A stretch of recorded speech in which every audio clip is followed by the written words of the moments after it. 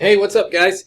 We are at kind of step 2 of how to really approach a poem on STAAR. And so step 1 was we read the poem Sunday morning early. We just read it, man. And all we did in step 1 after reading it or while reading it was circle those words that we believe are maybe unfamiliar to us or would be unfamiliar to most people. So we just circled them. Now step 2, guys, this is an extremely important step when you are reading any poem ever. And that is that you want to comprehend, you want to make sure you understand what is happening in this poem. Just what's happening, what's it about? Just at the most surface level, do I understand what's happening in the poem? So that's what this step is. We're going to take a moment and demonstrate that we understand what's happening in the poem by doing something I know you are familiar with, and that is that we are going to paraphrase this poem. We're going to paraphrase it over here on the left-hand side. So as I work through this poem, I encourage you to copy down exactly what I copy as I copy it so that you have a good model for how to paraphrase this poem. This is a poem that was used on a STAAR test a couple of years ago. So this is exactly how the students who did well approached the poem. Now, there's one other step that we're going to go over in this video. Please stay with this video till we get to this step. It is so important. What we have to note in this video is the shift.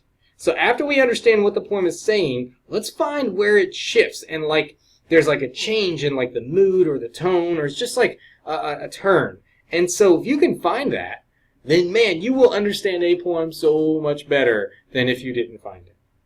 So here we go. Here's how I paraphrase. Of course, you know paraphrase means put it into your own words. We're going to be paraphrasing and summarizing a bit too. We'll kind of shorten it, but I want to make sure that you understand what this poem is about.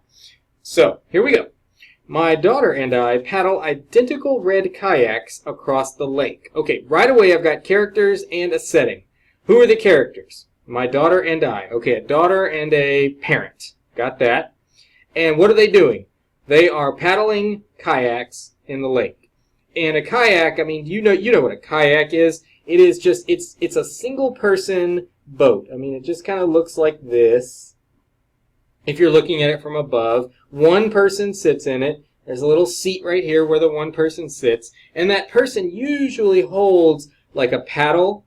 And that paddle has these paddles on the end, two little paddles on the end. And they use those to go through the water, to paddle through the water. And so there's a couple of these, right? And there's one for the father or the parent. I don't know if it's a father or mother. There's one for the parent and one for the daughter. So right away I can paraphrase and put this in my own words. A parent and daughter are boating, they're in little boats, little kayaks, in a lake. Right away, I know what's going on, and I've proven I know what's going on by putting it in my own words. Okay, let's watch them. Let's see what's next. So they're paddling across the lake. Pulling hard, we slip easily through the water. Far from either shore, it hits me. It's interesting. It hits me that my daughter is a young woman, and suddenly everything is a metaphor for how short a time we are granted on earth. So I underlined it hits me because I'm wondering, what hit the parent? Did the parent, did his or her boat, run into a tree in the lake, or what? And you probably already know that the term, it hits me, it's just an expression, and it means an idea pops into your head. So the parent has this realization. So the parent realizes something. The parent realizes, oh, that the daughter is a young woman. That the daughter has grown up. So the parent has this realization that the daughter has grown up. Okay, again, I'm just putting it into my own words. Here we go. So the parent realizes, has this epiphany. Epiphany is a big idea. The red boats on the blue-black water, the russet and gold of late summer's sunburnt grasses, the empty blue sky. Okay, describing the setting here. So remember, the parent has this realization, and suddenly everything is a metaphor. Everything is this comparison for how short a time we are granted. So the things that are showing the parent how short a time we have are the red boats, the blue-black water, the russet and gold of late summer's sunburnt grasses. Now, I circled russet because I'm not quite sure how russet, I'm not sure what that means. So if I look back, I know the parent is describing the setting, the russet and gold of late summer's sunburnt grasses. So the grasses are gold. Russet must be a color then, russet and gold. So that's as far, I still don't know what russet means, and I'm not getting any help from the poem. They didn't give me a footnote or anything. So where I can go on STAAR, and what the best students do, is they use this bad boy. They pull out their dictionary, they open it up, and they find the word russet. Now, you know, when you open a dictionary at the top of the page, you have these words that tell you, okay, every word on this page comes between Indian and indignity. Well, I'm not looking for I, I'm looking for R. So real quickly, I turn to the R for russet. RI to RI, nope, not quite there yet. R, that's S, that's too far. Let me back up. RUN to RUSSI. Okay, I know russet's going to be on this page. It's between those words. So if I jump down here, got it. Now, I'm going to have to do some fancy zooming in here so that you can see. But I found russet. Watch me zoom in. Oh, too far. Hold on. Back up. Just back up. Okay, everyone settle down for a second. Russet. Back up again. Now, here's my russet. And here's a bunch of stuff about where it came from and how to pronounce it and all of that. Where's my first definition? Ah, the one. The one indicates my first definition. So a coarse, homespun, usually reddish-brown cloth. A reddish-brown cloth? No. The poet, the speaker, was pointing out the setting and the grasses and stuff. So it can't be a reddish-brown cloth. So that's not the right definition. Skip to the next one. A strong brown. Okay, just a strong color of brown. That makes sense. Remember that the grasses were gold and russet, and we said russet's probably a color. Where is it? There it is. So here it is, the russet, so brown and gold of late summer's sunburnt grasses. So I'm going to write brown right there. So it's brown, it's gold. Okay, so the parent is looking around and kind of noticing nature here. So the parent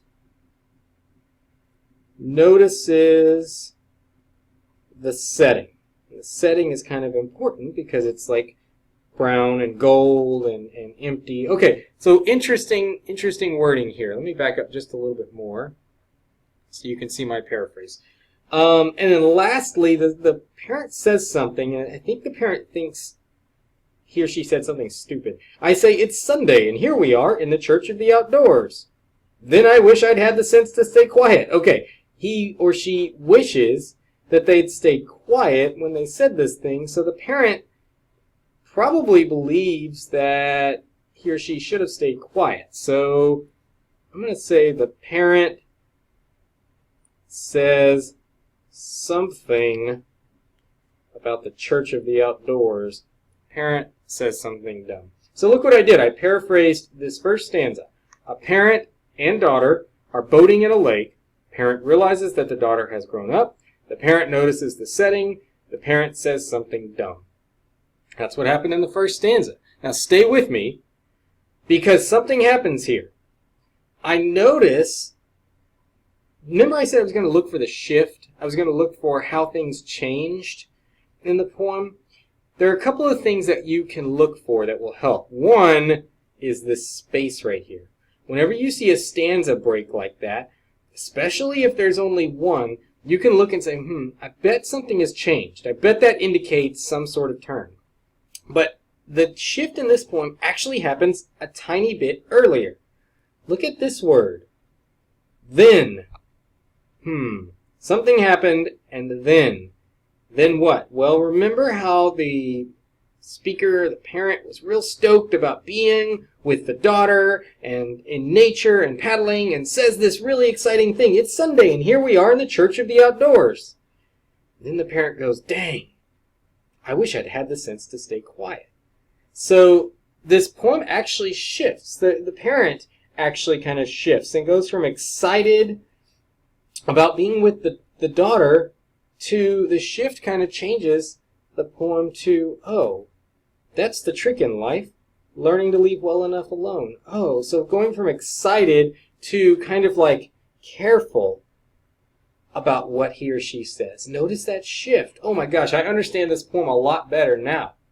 So here's your job, man. Now I need you to turn around and paraphrase this last stanza. You need to demonstrate that you understand what this poem is about, what's happening, by paraphrasing the last stanza here.